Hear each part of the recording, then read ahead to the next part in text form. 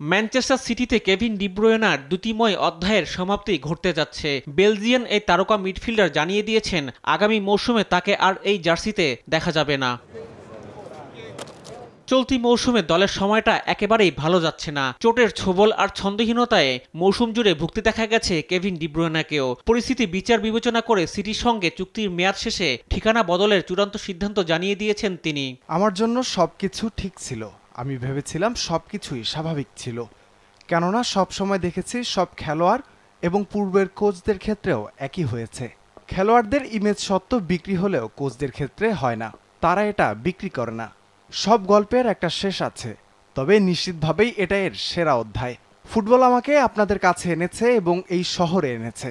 আমি আমার স্বপ্নকে তাড়া করেছি। এই অধ্যায় আমার জীবন বদলে দেবে সেটা না জেনেই। আর এটা করেছে এই ক্লাব, এই শহর, এই মানুষগুলো আমাকে সবকিছু দিয়েছে। বিনিময়ে তাদেরকে আমার সবকিছু দেয়া ছাড়া উপায় ছিল না। 2015 সালে ভলসবুর্গ থেকে সিটিতে যোগ দিয়ে নিজেকে দলের অবিচ্ছেদ্য অংশ করতে একদমই সময় নেননি ডি ব্রুয়না। পরের বছর পেপ গার্দিওলা দায়িত্ব নেয়ার পর তার কোচিংয়ে দলের মাঝমাঠের মধ্যমণি হয়ে ওঠেন তিনি।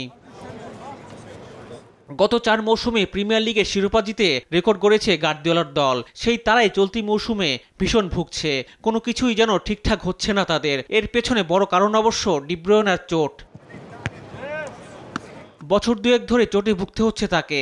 গত মৌসুমে প্রায় 5 মাস দলের বাইরে ছিলেন। সব প্রতিযোগিতা মিলিয়ে খেলতে পারেন মাত্র 26 ম্যাচ। আর চলতি মৌসুমে মাত্র 19টি ম্যাচে শুরুর একাদশে দেখা যায় তাকে।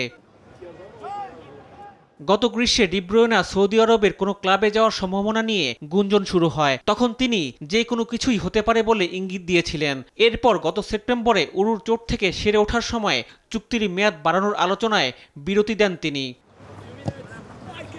এবার আর কোনো বিরতি নয়, শেষের বার্তা দিয়ে দিলেন ডি ব্রুয়না।